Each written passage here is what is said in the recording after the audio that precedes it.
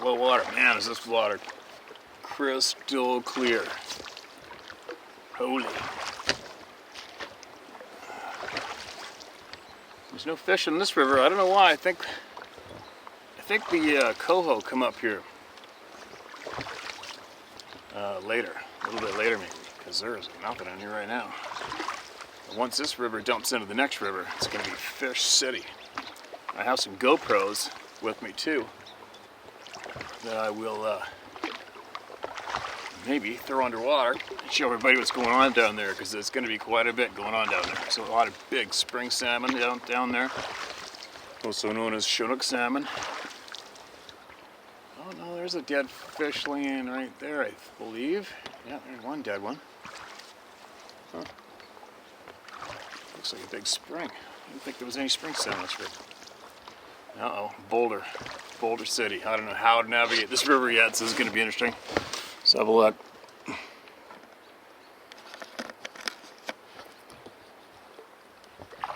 Oh yeah. Nothing to be concerned about here. There's a huge doorway through these rocks. And yes, for anyone curious, I have extensive background in navigating rivers. I used to have an 18-foot drift boat.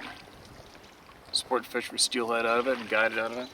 And a few handful of rivers in Vancouver Brown. I'm definitely not a whitewater guide, that's for sure.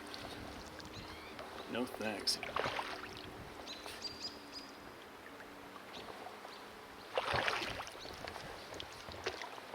Man, this water is beautiful, clear water.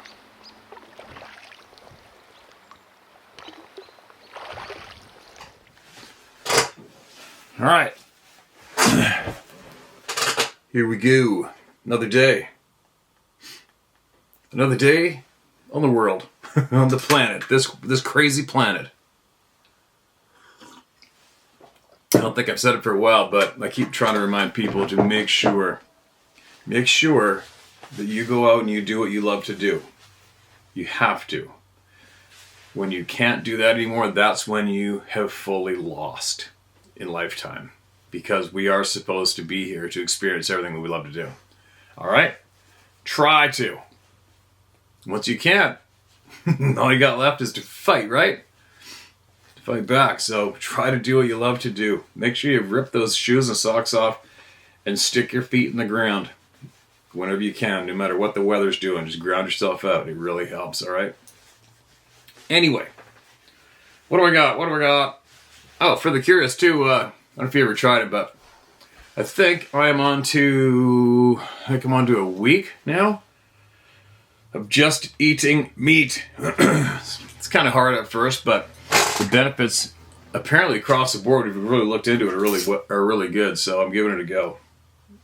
I'm an easy keeper though when it comes to food, because of what I've done in my past. It's always just been fuel. When it comes down to it, I can just eat whatever, throw it down there, and move as fuel. I don't need to be, I don't have to have a luxurious meal all the time. Now, quick mention, I forgot to mention, I put this in the community page yesterday, I think. Do you remember this photo when it came in? Is it going to focus up? Remember that one? And then if you zoom in to that stump, this is the actual photo. The man felt like he was being watched, felt really creeped out. I think he might have heard some noises too when he went camping. And spied this beside the stump.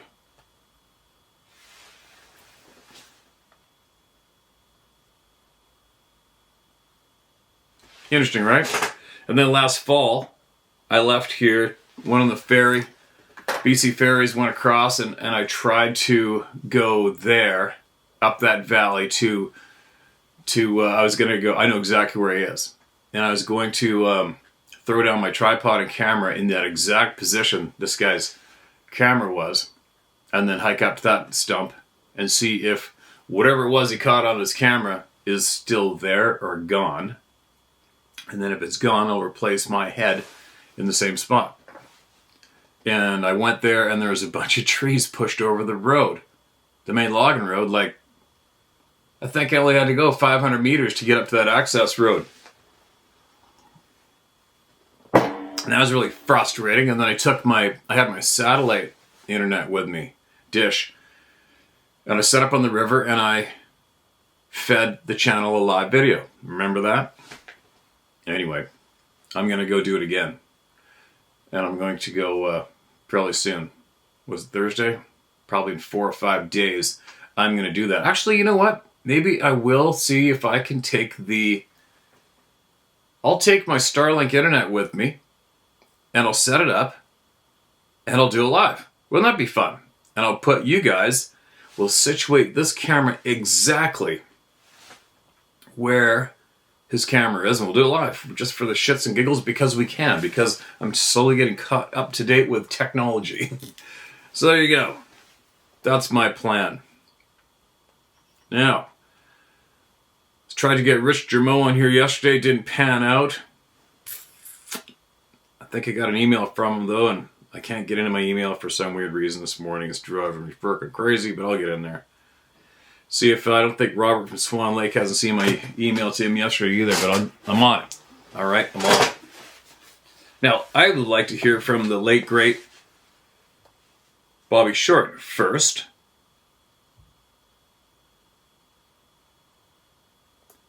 So, let's see what we got.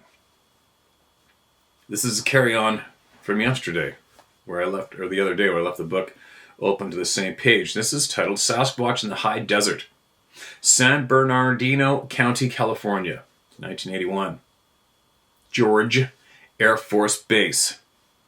Quote, Mr. Trapp, I just wanted to add to your article from the Bigfoot Encounters website dated 1997. I started wondering if there had been any sightings or reports of Bigfoot at U.S. Air Force bases in the high desert in Southern California, and saw your article. I felt that after 30 years, your article confirmed the high desert sightings of Sasquatch. As an Air Force member, I served at George Air Force Base, California from December of 81 to July of 83 as a crew chief on F-4 Phantoms, and knew of several episodes regarding Bigfoot sightings in and around Victorville and George Air Force Base. Like over at Edwards Air Force Base, I had many drinking buddies from the 35th Security Police Squadron. They claimed sighting huge hairy ape-like creatures inside and outside the perimeter of the base there in Victorville, California. These security police officers told me that they had made official reports because of an unauthorized entering on a military installation by anyone or anything is priority. They told me about finding places around the perimeter where the metal fence was torn and ripped apart with large gaping holes. But one of the strangest incidents was from a security police NCO supervising a number of Sky cops who had the responsibility of security in and around the far areas of George Air Force Base. Now you gotta admit, with all these military bases reporting all this shit, imagine how many different individuals know, and me be surfing the internet right now and watching this channel, that were involved in all these, hundreds of military installation experiences, right? This man told me of an incident where one of his young airmen fired his rifle, an M16, at something that came at him from the dark. The airman was scared out of his mind, and when the Sasquatch came out of the dark, he fired his weapon. Not really know if he hit the Sasquatch or not, but he said that for over several hours prior, he had smelled something very pungent and heard some crazy howls. As an F-4 crew chief, my duties included running F-4's jet engines on the trim pad far away from all the hangars from the flight line. On a night in September 1982, my crew and I were preparing to start running the engines. We noticed a smell in the air that smelled like a dead animal. It was very strong.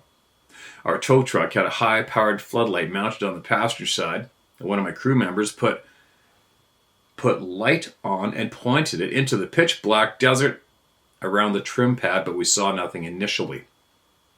When we completed our engine run, we sat and took a break and heard something I'll never forget as long as I live.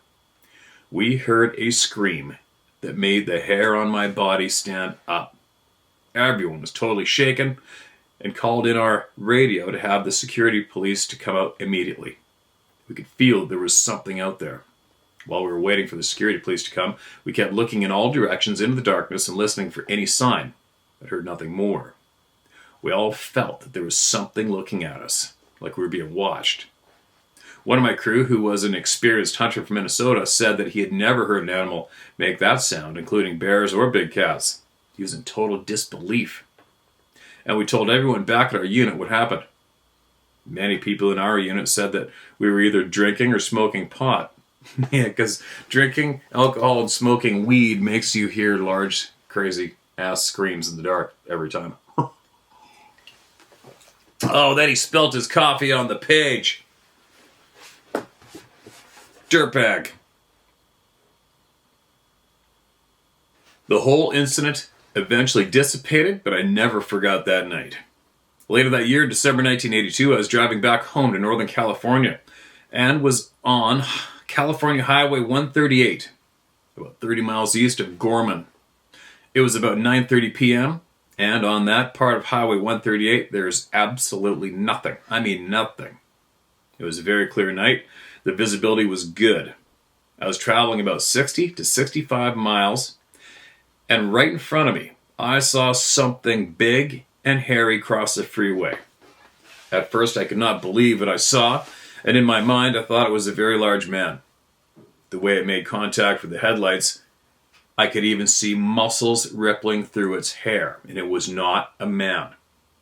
It leapt across the 2-lane highway with a couple of strides. When I got to that point in the road, I stopped to look to the other side of the freeway and just saw his silhouette moving across the desert floor. I was really scared and just drove on. And after that, when I got home, I told some of my family members, and they all believed my story. I've been telling my story for years, and because of the History Channel's Monster Quest episodes on television and other programs dealing with Sasquatch or Bigfoot, I again started thinking about those incidents while stationed at GAFB in the high desert and my roadside encounter with this creature. I try to understand this creature. I truly believe the Sasquatch's greatest strength is its intelligence. R. Luna, September 16th, 2011. There you go. More club members.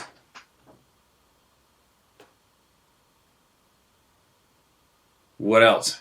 Should I keep going? All right, here we go. Nearby Crane Naval Depot, U.S. Naval Warfare Center, Martin County, Indiana. Martin/Lawrence County lines, Indiana. Andy Keith, an employee of the Martin County Highway Department, was headed to work at about 6:30 a.m. with a 15-mile drive ahead of him down narrow country lanes that wind through the wooded hill country to the shoals. He topped a rise in the road a short distance from his trailer home when he saw a strange creature cross the road some 200 feet or roughly 60 some odd yards in front of him. The creature appeared to be half man and half beast, not unlike the legendary Bigfoot, which is seen from time to time in the northwestern states. According to Keith, quote, "I got a real good look at him," end quote. He said the thing appeared to have come across an open field from the direction of Indian Creek, and then it disappeared into heavy underbrush on the other side of the road. It was from 6 to 7 feet tall and had shoulders about 3.5 feet wide, according to Keith. It was covered in long black hair, streaked with gray, and had human facial features. Its arms hung to mid-thigh. Keith said when he saw it, the strange creature appeared to be in a hurry, looking neither to the right nor left, and it took the road in about 3 5-foot-long strides. They were curiously manlike. It left in its wake a sickening odor. According to Keith, it was the odor more than the fear that prevented him from following the weird being. Crazy, right? It stunk, he said. When I smelled it, I thought it was kind of crazy to follow anything that smelled that bad. When asked whether Keith's neighbors in the sparsely populated hill community near the Martin-Lawrence County line were skeptical about his unlikely encounter, Keith said, quote, "They believed me. They just weren't sure what I'd seen." As the crow flies, this sighting is not far from Crane Naval Depot and the U.S. Naval Warfare Center in Perry, Indiana, also within Martin County lines. Excuse me. Keith's friends did suggest that maybe he sighted a bear, which is not unheard of in that heavily wooded area around Crane Naval Base, but bears don't walk upright or take long leaping strides across a road. Others thought maybe I'd seen the hind end of a cow, Keith said in disgust. There was no doubt in Keith's mind what he observed by putting a name to it was another matter. It was on the next Sunday that Keith and the two Bloomfield men searched for some trace of the thing's earlier appearance. Keith discovered fresh footprints in a bottomland of cornfield about half a mile southeast of the original sighting. Some corn stalks had been eaten off in the area of the prints, which were at the edge of the field, not in it. The footprints had to have been made, quote, sometime Saturday night or early Sunday, end quote, Keith explained, because it had rained earlier and there was no water standing in the indentations. There were two prints, 20 feet apart. One was in a grassy area, but the other one was clearly defined in the rain-softened field. Keith made a plaster cast of it. The plaster cast shows a 15-inch long foot that measures 7 inches wide at the widest part and 4 inches wide at the heel. The 5-toe print indicated the creature had only one big toe and no arc in its foot. Because of the depth of the imprint, Keith estimated the weight of Martin County's Bigfoot to be anywhere from 400 to 500 pounds. He said one of the men with him, when the tracks were discovered, weighed about 250 pounds. The man tried in vain to make an imprint as deep as the one found, and he couldn't come close to it, Keith said, even by stomping as hard as he could. Andy Keith's experience with Bigfoot isn't the first among the people in this small community. At least one man reportedly had an uncanny encounter with the strange creature 3 or 4 years earlier, and rumors have had Bigfoot roaming in the area for some time. Keith said he sought no publicity, but word of his plaster cast proof leaked out. He also stated he had been the subject of numerous radio broadcasts and newspaper stories throughout southern Indiana. We asked Keith's wife Pamela if the idea of some unidentifiable beast man prowling around the countryside near her isolated home frightened her. Quote, "I didn't think about it," end quote, she said. Keith, however, didn't sleep right for weeks. Andy Keith, Martin County, Indiana, 1979. There you go. There's just a few in here, right? Just a few. Isn't it amazing, though, the information, all the testimonies, the detail? And there's still people on the planet that'll lash out, especially at me, and absolutely chop the brain off. And they will, and their brain will shut down. Boom! Like a stainless steel 4-inch thick iron door goes up in their mind. And that's it. That's all she wrote. Do not pass go. Nope, I will not let my brain gather that information. I'm stopping right now. It's weird, right? Not only will they just stop, but they'll lash out. It's funny, a long time ago when I first decided to admit publicly that I knew. I'll never forget, I don't know why, sometimes you just don't forget some statements made by people. One young guy goes, "You know what? I can't believe you're doing this. And you know what? Me and all my friends, we're not following you anymore. We're not going to follow you anymore." This young hunter was blowing a gasket that I decided to talk about this topic openly. Now, honestly, isn't it weird? It's weird. Excuse me, that's not giving trolls attention. That's just pointing out something that interests me, is the human mind and why it just so commonly cannot accept this topic as being valid of worthy of time. Uh-oh, somebody's coming for the dog. All right, here we go. Into the inbox, the folder.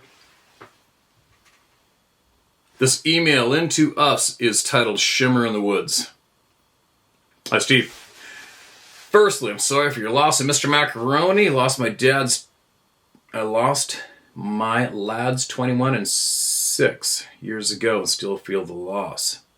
But they are still around me in spirit. I've been a typo. I'm sure you have a large shadow following you every move. And one day be reunited with each other on the other side. All right. Gotcha.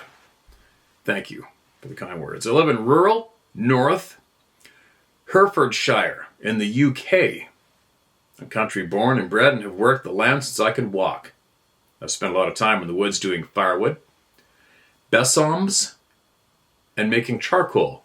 Bessoms and making charcoal. New word to me. I'm a shooting man with a good eye for movement and a sixth sense to match, which was sharpened by working with hundreds of horses. I know when I'm being watched, and I know when a fox/deer, etc. is behind me. And every time my wife fell pregnant, I knew before her, and even the sex of the child. And that with two, there was a problem. I've been doing some squirrel shooting from a hide onto a feeder to get rid of some of the gray squirrels that take so many of our UK bird life each year. I had one climb onto the feeder for his last taste of food and was about to squeeze a shot off when he froze and stared to my right. It was then I was aware of the silence. You could hear a pin drop, not a bird singing anywhere, which is not normal. I slowly turned my head to the right but couldn't see anything until a small movement caught my eye. There was a slight haze in the trees about 50 yards away. I stared at it for several seconds, and suddenly it moved away from the two ash trees it was standing by. The closest description is, like so many others have said, it was like looking at a scene from the Predator movie. It almost matched the background perfectly. There was no feeling of fear, threat of voices, a mind, which I have had before when warned of pending danger on the road or at work, but it was almost like a dream. I did look at the trees as it walked past, so I could see one to get a height estimate and went back later that day. Little awkward for me to read this, no big deal. Its height was between 7 and 7.5 feet. The funny thing is that when I went home, you had uploaded the quietness you filmed when you had to leave the area when you became uneasy. It was exactly that. I haven't told anyone except for my wife and kids. They know what I'm like and trust my word without a question. I've seen big cats and UFOs, including an orange light similar to the one you described when you talked to David P. that time. Fulf talk the Mick and call you a liar and alarmist. I'm reading what is typed out, all right? The fact is, you see what you see. You have no control of it, and it changes the way you look at the world. Thank you for all the work you're doing. If you're ever in the UK, there's always a room here for you, and you might be able to find a munch shack for you. Muntjac for you. Be good to sit around the fire and chew the fat. I'm dyslexic, so I hope you can read this. Kindest regards, David Smith. Gotcha, man. And the photo. Appreciate it. I sent a photo of him and his horse just for me. You said? There you go. It's funny, different worlds. We have different words and different sayings, don't we, when we're BSing away? Another one. Now, getting back to 1 second, just reminded me, I got interrupted there. Sarah had to come get the dog. A quick mention on the man who saw the Sasquatch in the high desert, ripping across the road, not even looking around or acknowledging the car coming, just going. Now that, for me, sits on this little shelf right here, just the same as that one where the woman's son saw the man out back riding on a horse in their back 40, but it wasn't. She went and looked. It was about a 10 foot tall, 9, whatever, hairy dude going tree to tree looking to get the hell out of Dodge. And then when I hear of the numerous points being made of this thing didn't even look at us, it just kept on marching. Crossed the road like nobody's even there and kept ripping. For me, that's just somewhat sort of makes me lean towards they just got here. And not quite sure where they are, and they're getting the hell out of here. right? Or are they catching up to something? Maybe, right? Or are they hurriedly, they realize they're in the wrong zone and they're ripping that way because they got to catch up to something or get somewhere in time. You never know. You know what I mean? It's just attempting to look at something from a different angle. Are they late? Are they late to be somewhere specific? Are they not supposed to be here right now and gotta get out of here? And holy shit, I have to go over there now to get the hell out of here? You never know, right? You never know.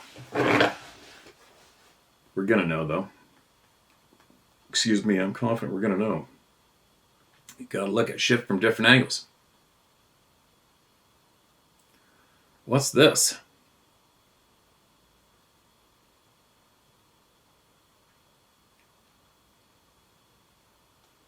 All right, unrelated. Oh, wait a minute, it even said red. There we go. What's this?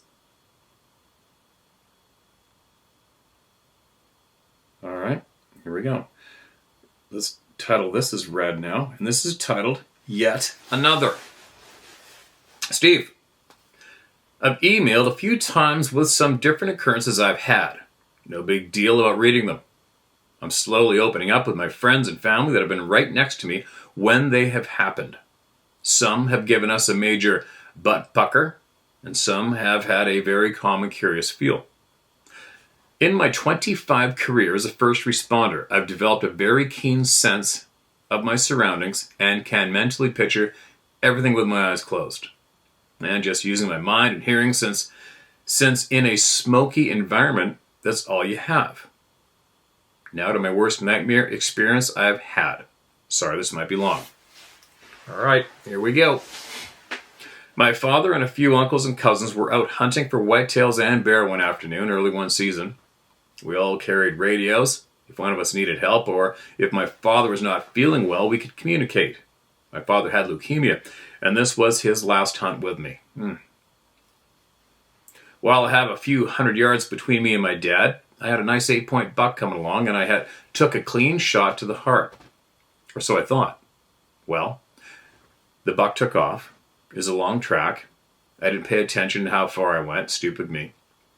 Even though I was well off the beaten path and deep in a very heavy section underbrush, and the sun had already set, I called my dad on the radio and told him I'm going to set up my camp and come and get... I'm going to set up my camp and come and get me in the morning. It was about 2 miles from camp and 1.5 miles or 2 miles from the road. I started a fire, gutted the deer, buried the entrails. I pulled out dinner and heated it on the fire. Later that night, the yotes were testing my patience and really ticking me off. I had hung the deer in a tree so they did come. They couldn't reach it. Trying to settle down, the yotes continued to try me. I ended up walking about 20 yards away and set up under a large pine. I watched the yotes run under the deer and try to get at it, but they didn't last long. One thing I was taught is carry extra ammo, just in case. I harvested 5 yotes, and then about midnight I had a sudden feeling of dread, fear, and someone's going to severely harm me. I kept my cool and continued to scan around me with my sixth sense. Feeling that something or someone was near, I made sure my gun was loaded, chambered, and safety off. I also put my 1911 45 on my hip with the hammer pulled. The feeling of being watched continued. I could hear footsteps, breaking branches in the brush, and deep breaths. Then I could feel 2 of them. That'd be so creepy. I kept feeling dread and harm, but wasn't going to move, and was going to stand my ground and not back down. For about 3 hours, they kept walking around me. I could see glowing eyes about 10 feet off the ground. Very deep breaths. This sounded like faint growls. Then it heightened. The being started charging towards me, coming within 15 to 20 yards of me. I didn't move or turn towards them. I just looked at the fire and kept closing my eyes to see them. At about 4 a.m., it got to the point that the large branches were being hit against trees. Large rocks were being thrown at me and my fire. Deep, long growls and pacing around like it wanted to attack. That would suck. Now, my friends and former co-workers always called me a brass, bald, no bullshit, stubborn son of a bitch. And I had to do that to prove to them I wasn't going anywhere and not backing down. They continued throwing things at me and the fire. I kept adding wood and making it bigger to get more light to look around. And slowly they calmed down, but stayed within approximately 25-ish yards until daybreak. Then they went away. So creepy. So weird. Why? You know what I mean? Why? Either do it or not. What a waste of absolute time for anybody to do something like that, right? Absolute waste of your time. I don't understand that part.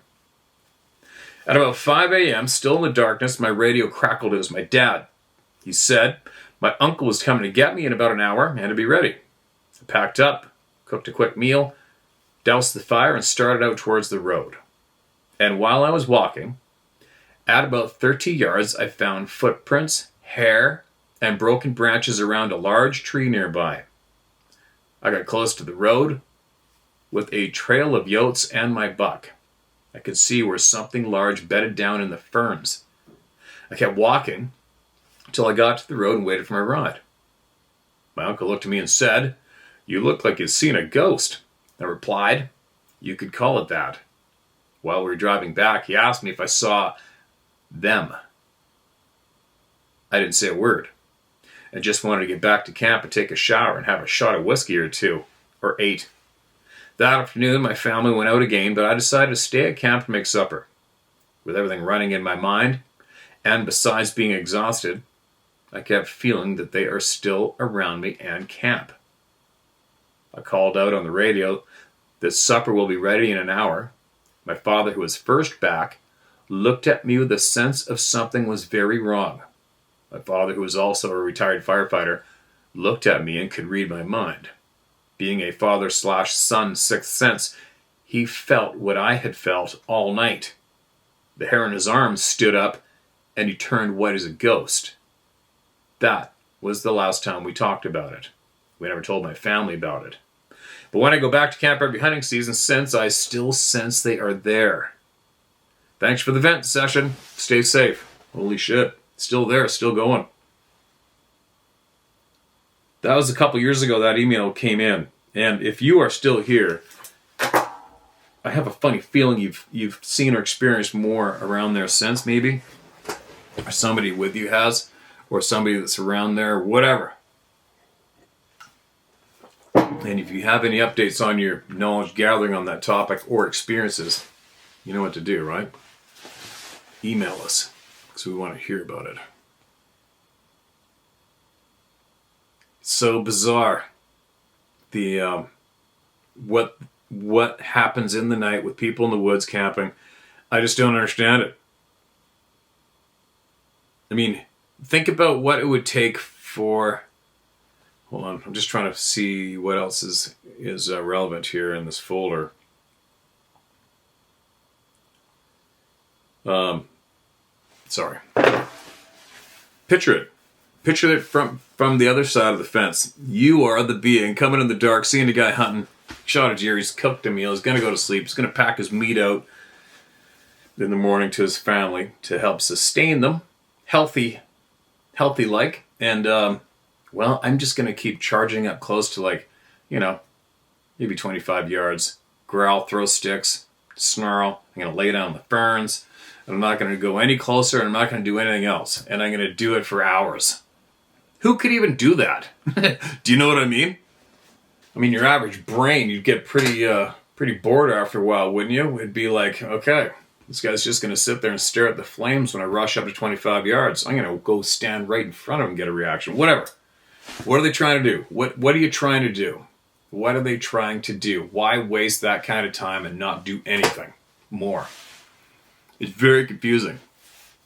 Right? Excuse me. Very confusing. Very confusing people. These beings Okay, Mark, this is red. This is titled Bayed Up. Hello, Steve. I ran across your channel by chance, I guess. This is super hard for me to do, but here we go. First, a little about me. I'm 51. I've hunted, I've trapped, and fished the hills and hollers of West Virginia my whole life. My wife hunts with me, and both of my boys too, once they get time. But my passion is hunting with hounds. I started hunting with hounds at 3 years old, riding on my dad's back. I've hunted from coast to coast, pursuing everything from coon to bobcat to hunting lions in the West. Here in Hillbilly Nation, I hunt bear, coon, and bobcat. There was one thing I learned at a very young age, is you have to trust the hounds. Well, here we go. I got a call from a good friend. His name is Charlie. For a while, I'd been teaching him how to call coyotes. He had called several days in a row, which I found was kind of weird. He wanted me to bring my dogs and go hunting. I never hunt more than 2 or 3 dogs at a time. I told him I would run over that night of the call. I got to his place and cut the dogs loose. Then we started down a big holler, casually just walking and talking, letting the dogs do their thing. I like to multitask my dogs so they will chase lots of different types of game. Lady, the female dog I hunted frequently at that time, got treed about 400 yards down the holler on the right-hand side of the hill. So, we're making our way to her, and that's when I could hear Copper, the male dog I hunted at the time, and he was fighting something on the ground. He was moving over the ridge through a big saddle in the ridge line, and I told Charlie that it sounded like he had a walking, fighting bear, and that I had to go. I ran to the top of the ridge in the big saddle, and Copper came to me, which is weird when he was chasing an animal. And he had blood all over his face and front withers. I was checking him out when Charlie showed up, and the first thing Charlie said was, "Did you see what kind of animal it was?" And I said, "No, but my dogs took a bad one. He's bleeding from the inside. There's not a mark on him, like he's been run over." About the same time, my lady dog came blasting past, barking every breath, and Copper got away from me and went back in with her. Both headed toward the animal again. They run the animal out a big point and bayed up in the bottom of the next holler. So I took off as hard as I could run, and I could hear Charlie screaming at me. When I dropped off into the creek, where my dogs are fighting, where the dogs were fighting this bastard, it got real bad. They had it in a thicket of autumn olive, and I could not see the animal. I was about 15 to 20 yards from the fight. I could hear my dogs making contact with this animal, and could hear them getting their mouths full of hair and flesh. This isn't very common. If you've ever seen dogs work dangerous game, you know what I'm talking about. What's weird was that there was no sound coming from this creature. I mean, nothing. No growl, no grunt, no hiss, no scream. But what I did hear stopped me in my tracks. I could hear its foot fall. It sounded like it was very heavy, and it was definitely on 2 feet. I was carrying a .22 caliber pistol, so I pulled the gun and yelled, "Stop kicking my dogs." I could hear it running and kicking my dogs. Charlie finally got to us, and when he did, he was shaking really bad. This big man is afraid of nothing, this big man is afraid of nothing either, if you know what I mean. I started into the fight when Charlie grabbed me and said, quote, "Boy, you have a family who needs you. If you go in there, you ain't going to be coming out," end quote. Looking back now, he's probably right. I was only 36 at the time. So I started yelling and screaming for my 2 dogs to come back to us. Most of the time, if they hear me, they come to me. And luckily, they did that night. Lady came running through the brush and got right between my legs. She was shaking and growling like she knew the beast was coming for her. Copper came from the brush off right, and he was in bad condition. Never in all my days running and chasing after hounds have I seen my dogs act like that. They love what they do, and you can see them smiling at the end of a good hunt. But not this hunt. My dogs were fighting for their lives and ours. The creature started kicking and running up and down the creek. It started breaking trees and sounded like pulling the trees out of the ground. The force and power of this animal was earth-shaking. Charlie was ready to leave, and I was going with him. He still had a hold of me and wasn't letting go, and he's a big guy. We made our way up the hill on a different ridgeline as my dogs stayed with us, circling around us constantly. They were consistently looking back towards the creature, growling and whining. It was following us about halfway up the hill, still breaking trees. We could tell it was still mad, really mad. When we got to the top of the hill, we walked out in a hayfield and we couldn't hear it anymore. At that time, we stopped so I could check my dogs, and that's when it roared. It was in the bottom of the holler, and it was still very mad. My dogs just stood there growling and looking at me. We walked a long time, never saying anything about what just happened. And finally, Charlie broke the silence and said, quote, "LD, I'm sorry. I had to know I wasn't going crazy," end quote. He had seen it before and hadn't told me. He said, quote, "I knew if you come over here with your dogs, we would get the answers, but I didn't know that it would get that bad," end quote. I never said anything about it back to Charlie. I was still wrapping my head around what had just happened. The next day I got my scout dog. He had no reverse, and nothing had ever gotten away from us when we were together. And my boys. We were loaded for what we were after with large caliber rifles and went back in. Oh boy. We hunted that whole area all day and came up with nothing. Looking back, I'm glad we didn't. Charlie won't talk about it. He just calls it the booger. I dealt with that incident for years and still do when I'm hunting by myself at night with my dogs. No doubt. That was 2008, and I'm still haunted by what happened that night, but I don't stop. I refuse to let that bastard win. I carry bigger guns when I'm hunting by myself now and make sure everyone knows if I don't come out of the woods that I died a happy man. Right on. My copper dog died from that night. Spent a lot of money on him, but he was too badly beat. His long-term health greatly decreased.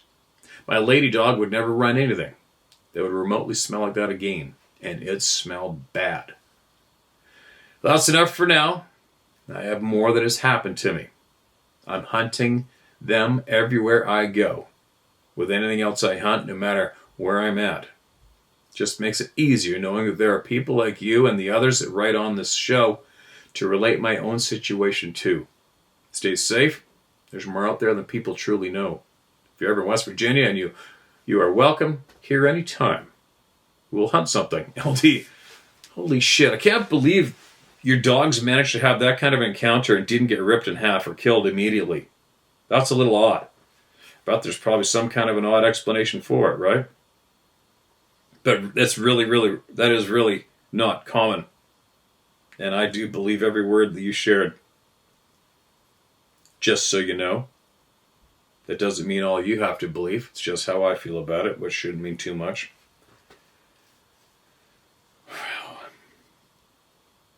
Hunting at night with dogs. I've never hunted. You know what? I've never hunted with dogs in my life. Isn't that crazy? Years ago as a kid, some friends of ours' dog, they had a Springer Spaniel, and I used to sit on the beach in Souk when I was a kid with my bow and arrow when I was teaching myself how to hunt. And I remember I was trying to get some of these widgeon ducks, and I built a one-wall blind to my left, and this dog would sit here in it, and the ducks at high tide be feeding along the edge of the ocean real slowly. And then I'd see him come, and I'd draw my bow back, and I'd wait for those ducks to come out, and the dog would be going, "Rrr, rrr, rrr," and the dog would stay frozen and go ripping down the water the second I let my arrow go to see if there's anything there. That's the only time I hunted with a dog. And yes, I did get, I shouldn't even say this because it sounds unbelievable, but I shot 6 ducks, and I shot them all with neck shots, the broadhead. That's the truth. Anyway, and Here's another funny thing. I was learning how to drive at the time. I wasn't old enough to drive in this rural property with a small Datsun pickup truck, standard. And I filleted all the breasts off those. I was soaking wet, frozen. Took all day. And I filleted those duck breasts off, not even thinking, and had them in something in the box of the truck. I'm driving up the rural road, and I looked in the rearview mirror, and here's the dog in the box of the truck. And he ate all of them. Shit! You know, you're young and dumb. Anyway, that's the only time I hunt with a dog directly. I have friends everywhere that have hounds and hunt big cats and bears with them. I've never gone. But I understand. But all the people that I do know that go and hunt with hounds, they're all addicted. It's their favorite thing in the whole world. They can't wait to go do it. But when you know what's out there, that'd be a real shitty thing to lose all your dogs to one of these people, whatever they are, right? Why do they tear apart dogs in somebody's yard? I'll never forget, the one incident I was aware of a long time ago, excuse me, when somebody's dog was literally torn in half and thrown against their door and landed on the porch, left there for them, torn in half.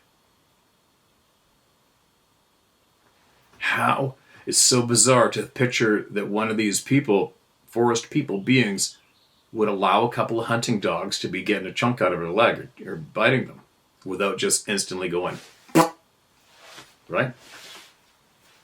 Crazy. Please email me back with everything else you got. If you're still here from West Virginia, please. I want to hear it. I really, really want to hear more, if you would. Okay, here we go. One more. This is titled, From the Finger Lakes. Maybe Bigfoot and other stuff. I hope this gets read. It's getting read. Hi, Steve. My name is David. This is my second email to you. I grew up around Skaneateles Lake. I know how to pronounce that because I've been there. I know you probably won't be reading too many more letters from people before you take a break. I think what you have been doing is great, giving everyone a platform to start telling their true stories of seeing Sabe, Sasquatch. It's funny, right before I wrote this letter, I was going to say you should refer to Bigfoot in the real Native American and First Nations language. This would take away some power and ability of certain groups to use that word as a trigger and brand name, delegitimizing people telling a story. There you go. That's exactly what I did and what we've done. I think the reason certain groups are getting nervous with your channel is people are starting to talk normally about their experiences, not looking for acceptance from the all-seeing eye. I have a lot of opinions on what might be going on, and the guy from the DOD was pretty interesting, which you read, I think, April 30th or so. Okay, this is a while back, this email, you guys. This isn't the other day. He referred to the people in charge as narcissists who basically get off on being the puppet master. I will tell you that I have taken the brunt of people like that, and it's a horrible thing. Even if I try to tell someone what's going on, they don't have the balls to stand up to that person.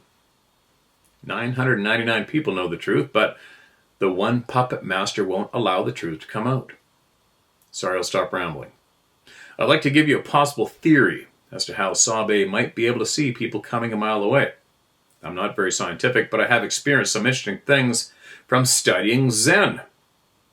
In my first email, I did talk about seeing orbs, possibly hearing Sabe, having a loss of time, and a possible skinwalker that left claw marks all the way around my house. Yeah, that made me very unhappy, by the way. That's creepier than shit.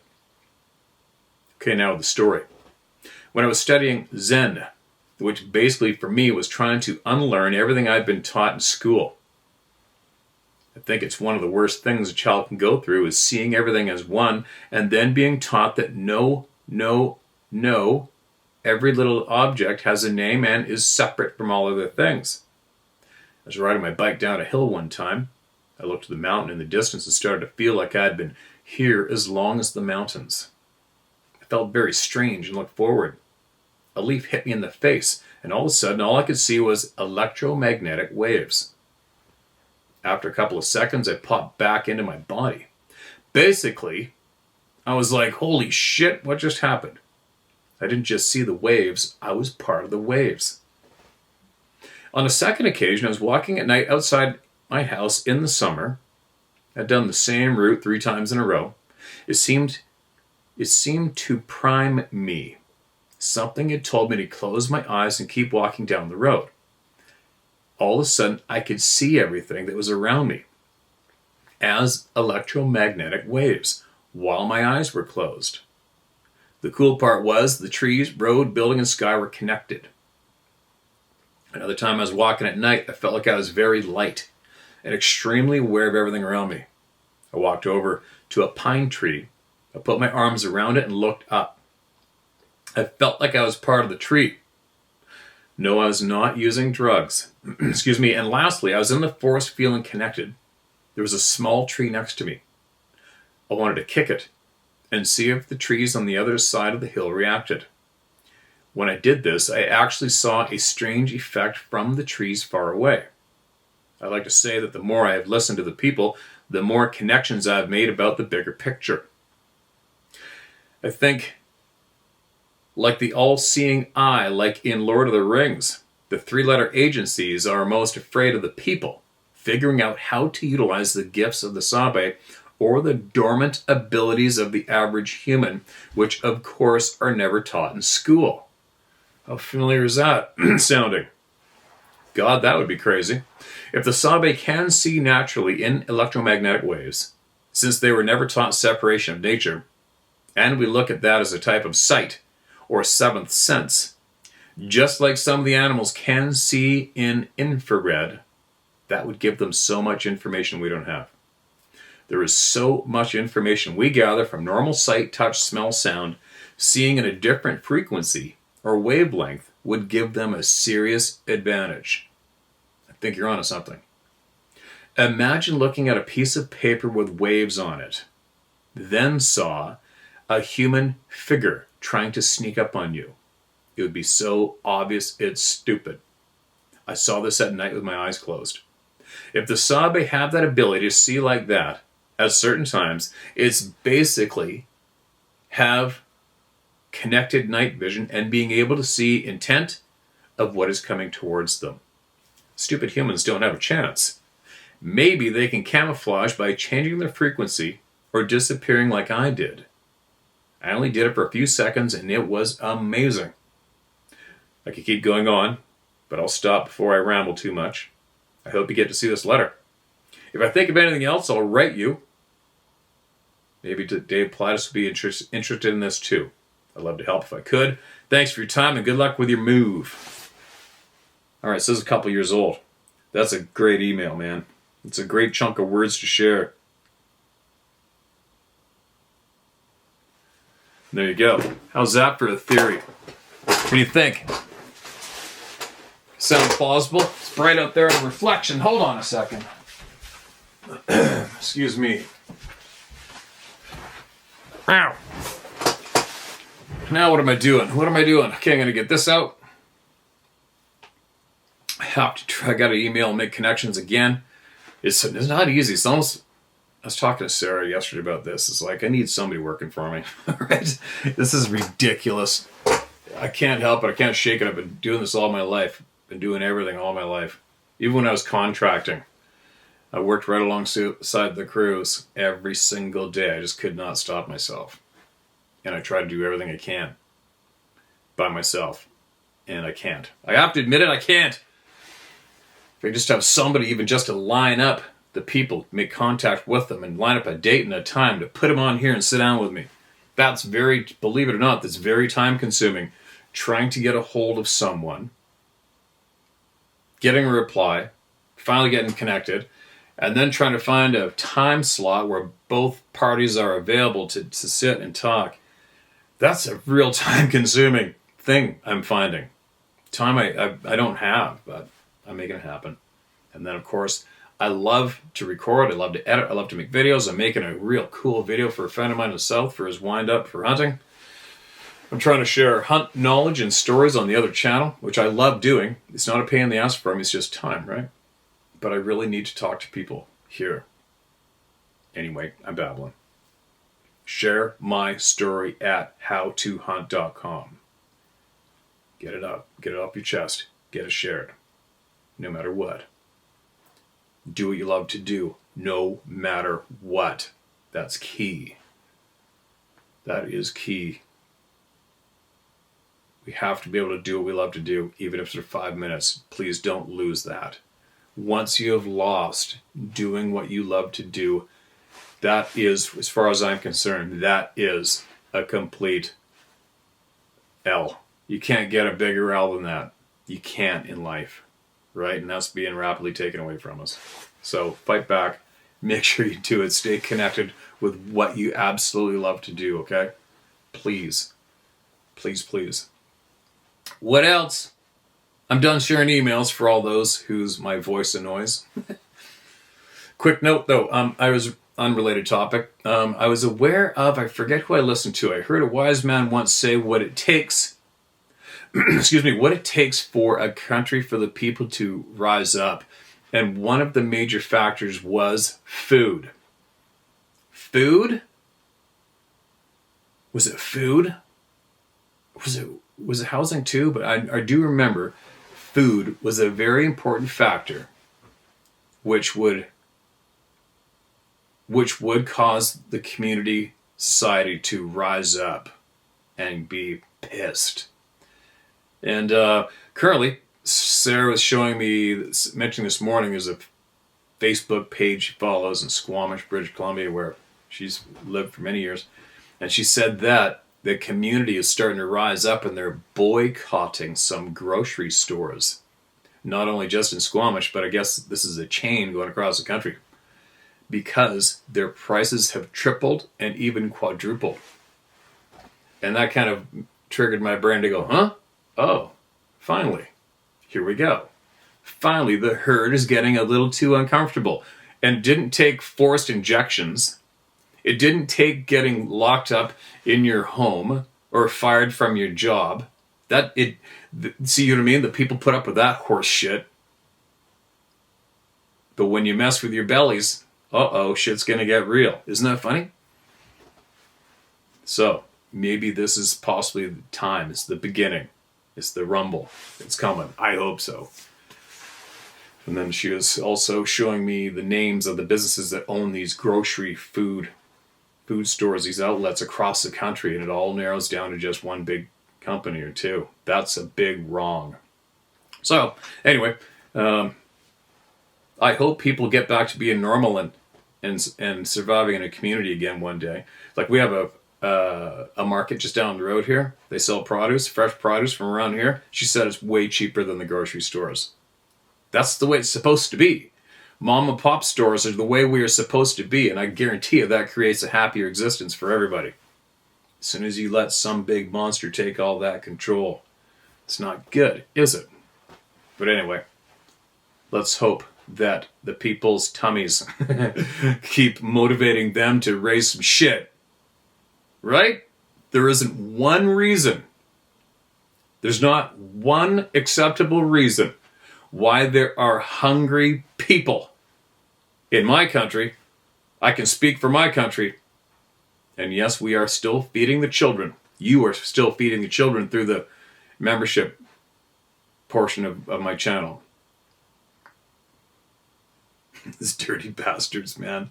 There isn't one acceptable reason that people are hungry here. This is such a food-rich country. North America is. The whole world is. There's not one reason for it.